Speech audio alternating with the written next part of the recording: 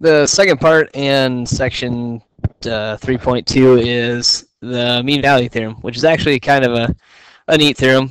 It says if f is continuous on the closed interval from a to b, so we just have an interval from some x to another x, and it's differentiable, so we can take the derivative on the open interval, then there exists a number c in AB such that basically what this says is that this is the derivative, so the instantaneous velocities, or the derivative, the slope of the tangent line at the point C is going to be equal to the average, the slope of the secant line. This equation right here is a slope equation.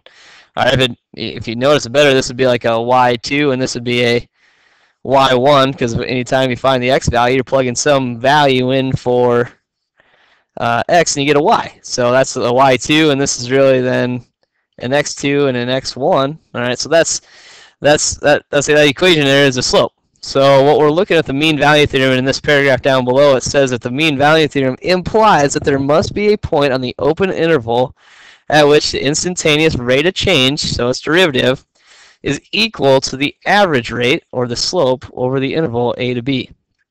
So we're saying that there has to be a point where the instantaneous velocity is equal to, or instantaneous rate of change is equal to, the slope from that point. So here's an example right here. All right, we're given that f of x equals 5 minus 4 over x. Find all values of c in the open interval from 1 to 4. So from 1 to 4, we know that this graph, there is no undefined terms or anything like that. It's continuous, it's differentiable, so we can use it. So we want to show that at some point from that interval, from 1 to 4, that the instantaneous velocity of this function here is going to equal its slope from 1 to 4. So first of all, let's find its slope. Y2 minus y1, so O over x2 minus x1, so I'm going to have 4 minus 1 as my x values. These are my x values over here. All right, to find my y values, I just need to plug it in. Let's plug 4 in. To find my y value, so I'll have 5 minus 4 over 4. All right, so 5 minus 1 is going to be 4. All right, and then let's plug 1 in. So 5 minus 4 over 1. So I have 5 minus 4 is going to be 1. So my slope then is going to be 3 over 3, which my slope then, m is typically used for slope. My slope then is going to be 1. So my average rate of change, and so far before you've been in calculus, you've always been dealing with average rate of change, your slope, your average rate of change.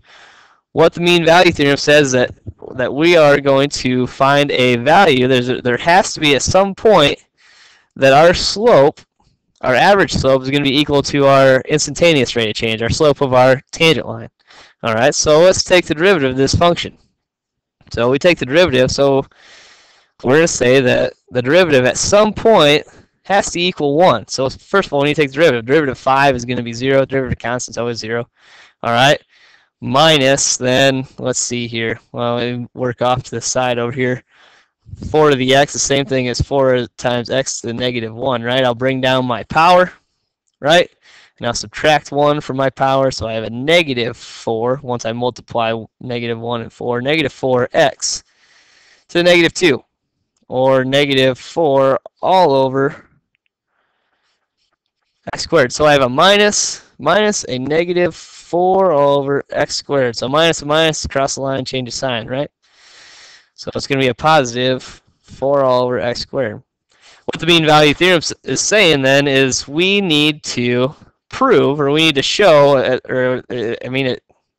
sorry, let me back up there for a second. What the mean value theorem says is that at some point, our instantaneous velocity, or instantaneous rate of change, is going to equal our average rate of change. All right, so we're going to set this equals and solve for what point, all right, our instantaneous rate of change is going to be equal to our average rate of change. When I solve this, I'll bring my x over, so I have x squared equals 4. Take the square root, so x equals plus or minus 2. As you realize, though, negative 2 isn't in our range of x's here, so we can throw out our negative 2. So we know at x equal to 2, that is when our instantaneous rate of change is going to equal our average rate of change. All right. So there's one example. Here's another kind of neat example right here. It says 2 stationary patrol cars. They're running a speed trap. All right, equipped with radar 5 miles apart on a highway. As a truck passes the first patrol car, his speed is clocked at 55 miles per hour. 4 minutes later, when the truck passes the second patrol car, its speed is clocked at 50 miles per hour. Prove that that truck must have exceeded the speed limit, 55 miles per hour, at some time during those 4 minutes. Well, let's think about it for a second. If we're using the mean, I mean, obviously he didn't stop. He didn't get gas or anything like that. He kept driving, is what this problem says. He kept driving. He didn't stop, anything like that. So, I mean, his position function then would be continuous since he didn't stop. All right, then we'd be able to take the derivative.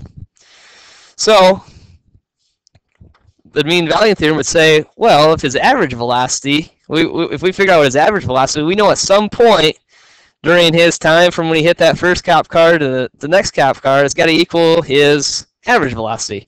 So let's look at his average velocity. He went 5 miles in 4 minutes. 5 miles in 4 minutes. 5 miles in 4 minutes. Well, we don't really deal with miles per minute very much, so let's change this to miles per hour. Let's figure out what his average velocity then was as he went those 5 miles. So let's take this, let's convert this to miles per hour. If we're going to convert it to miles per hour, we got to change it. We have to have the bottom as hour, so 1 hour. And we got to get minutes to cancel out, so I need there's 60 minutes in 1 hour. It's just a simple conversion here. So this cancels out a little bit. 4 goes into 60, I think 15 times. This becomes a 1, this becomes a 15. So 15 times 5 is 75 miles per hour. Well, so we showed there that his average speed was 75 miles per hour. So we know in fact, and we can prove by the mean value theorem that we know that at some point he was traveling 75 miles per hour because of the mean value theorem. So we just proved that he was exceeding the speed limit. In fact, should almost get a ticket for 20 miles an hour over the speed limit.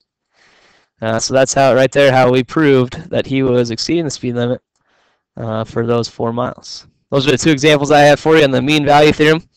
We'll see you in class tomorrow.